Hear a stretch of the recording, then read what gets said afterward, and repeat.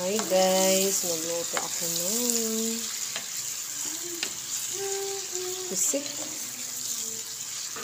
Haluan ko to ng tahong. Lagyan natin guys ng seasoning.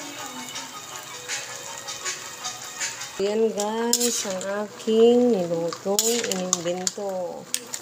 Oh, baka madulog ko natin isda. No.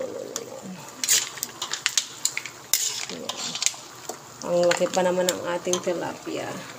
Nilipat ko siya dito sa malaki kong kawali kasi magkasya doon sa aking nilituan. Ito, ating shrimps there.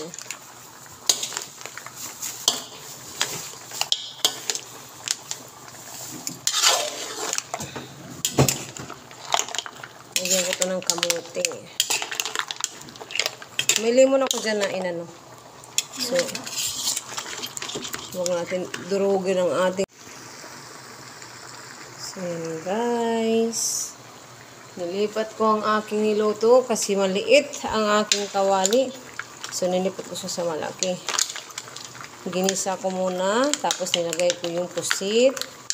Pagkatapos ng pusit, nilagay ko ang aking tahong. Tapos, shrimp. May isda to guys. Tilapia ang pinarito.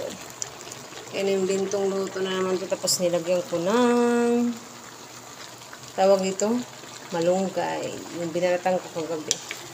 So ito na yung katapusan.